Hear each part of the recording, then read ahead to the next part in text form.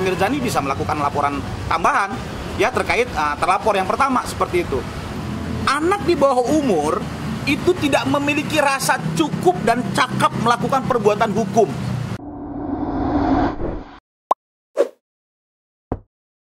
Oke, sesuai apa yang sudah pernah memang saya sampaikan dalam beberapa di media ya. Ini memang perkara ini tidak perkara yang ringan.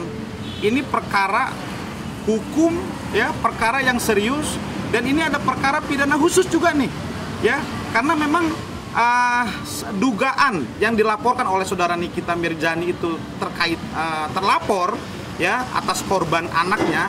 Ini kan ada 3 undang-undang yang diajukan oleh Nikita Mirzani. Salah satunya adalah Undang-Undang Perlindungan Anak khususnya itu ya, karena ini kan pidana khusus. Ini bahaya ya, karena apa? Pembuktiannya bukan hanya sebatas di dalam KUHP ya, pasal 184 atau 183 mengenai soal pembuktian pidana. Kalau pidana khusus, pembuktiannya pun khusus, tidak mengacu kepada KUHP.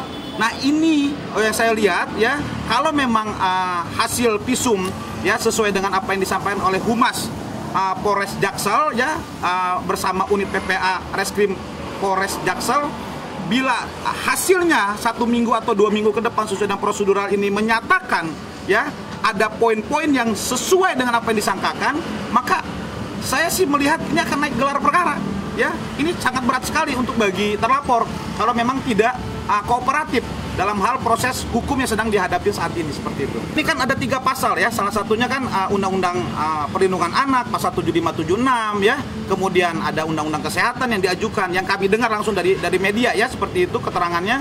Kemudian pasal 384 ini kan sudah jelas ancamannya, kalau akumulatif pemidanaan berapa ini?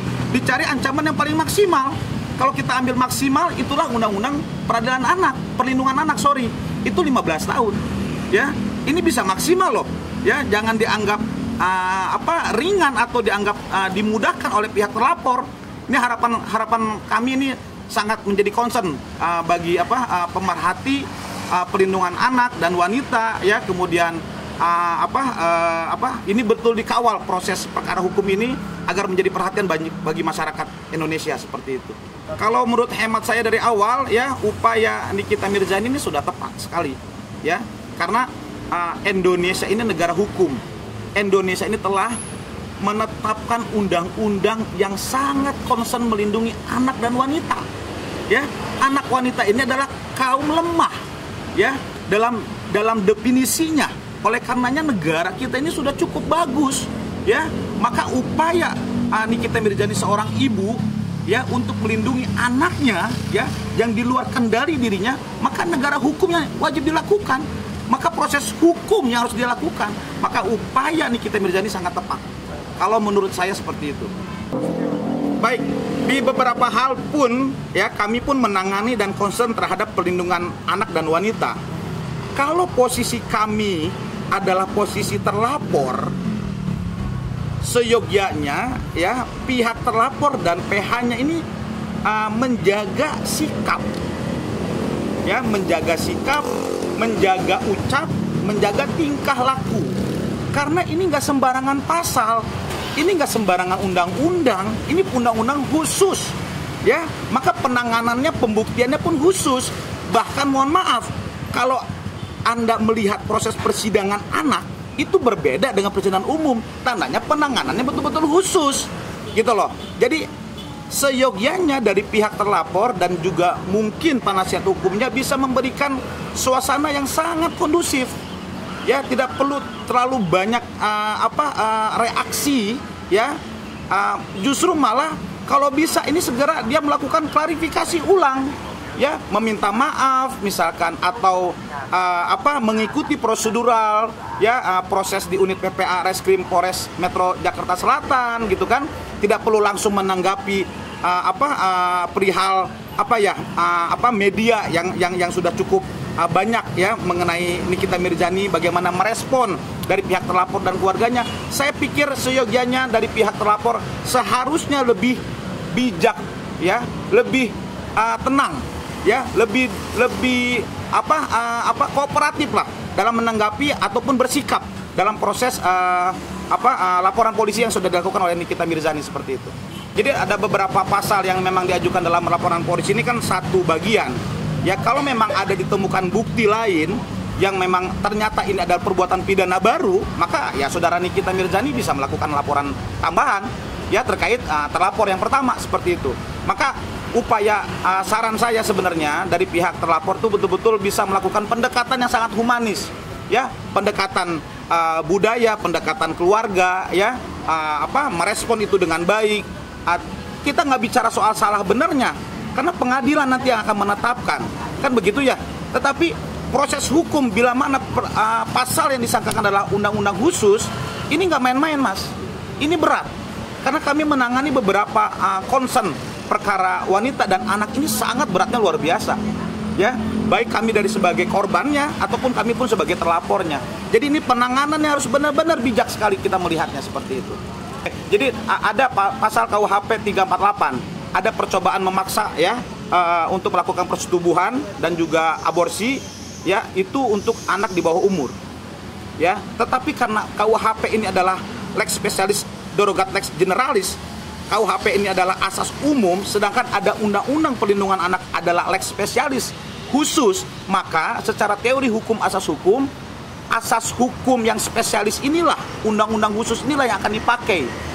Ancaman maksimalnya, segala proses tata acaranya ya untuk akan dipertimbangkan oleh majelis hakim. Kalau mengacu kepada sangkaan pasal yang diajukan oleh Nikita Mirzani dalam LP-nya tersebut dan dapat dibuktikan oleh penyidik, ya, dipenuhi unsur pidana pembuktiannya, ya, maka ancamannya yang dipakai adalah Undang-Undang Perlindungan Anak. Berapa? 15 tahun. Nah, bila mana jaksa melihat pertimbangan lain, ya, jaksa akan melakukan pidana tambahan, ya. Ada beberapa pasal-pasal ya kalau kita perhatikan soal perlindungan anak dan perempuan, wanita, itu soal misalkan kekerasan seksual ya, itu ada pasal pidana tambahan loh. Ya, diumumkan si terpidananya, tersangkanya secara publik dan juga mohon maaf bahasanya tuh secara medisnya tuh yang intinya tuh adalah dikebiri ya si lelaki ini atau si pelaku ini. Karena apa? Itu pidana tambahan. Ya, ini bisa saja jaksa melakukan terobosan yang memang pidananya dalam undang-undang tadi terpenuhi untuk bisa dilakukan ancaman pemidanaan di luar pidana maksimal 15 tahun dengan pidana tambahan lainnya seperti itu. Jadi gini, ada teori soal kewenangan kuasa yang pernah saya sampaikan. Anak di bawah umur itu tidak memiliki rasa cukup dan cakap melakukan perbuatan hukum. Oke? Itu asasnya, itu teorinya. Makanya definisi undang-undang di seluruh dunia ya, dan itu sudah diratifikasi oleh Indonesia, anak-anak itu tidak memiliki kekuatan paksa untuk menolak ataupun menerima. Maka ditetapkan umurnya 18 tahun ke bawah. Itulah anak di bawah umur. Kalau dalam dikategorikan adalah suka sama suka, itu dia sudah cukup. Dia sudah cakap melakukan semua perbuatan hukum apapun, salah dan benar di mata hukum negara, dia sudah siap mempertanggungjawabkan. Kalau definisinya adalah anak di bawah umur dengan asas legalitasnya 18 tahun ditetapkan oleh undang-undang, maka itu anak kategorinya. Nggak ada dalam arti suka sama suka, ya sudah dia melakukan apapun sekendaknya antara misalkan terkait kasus ini Loli dengan terlapor gitu. Ini nggak bisa dikategorikan suka sama suka. Kami melihat kalau itu maka dan itu betul dilakukan oleh pihak terlapor kepada Loli ya, dalam hal ini adalah anak Nikita Mirzani, saya bisa menganalisis ini akan berat untuk terlapor untuk mempertanggungjawabkan seperti itu. Nah, apapun statementnya Loli ini akan menjadi catatan penting bagi proses penyelidikan dan penyidikan ya, tidak akan dikesampingkan keterangan dari pihak Loli ya, kan dia korban. Tetapi tadi korban di bawah umur tidak memiliki kewenangan cukup dan cakap melakukan perbuatan hukum.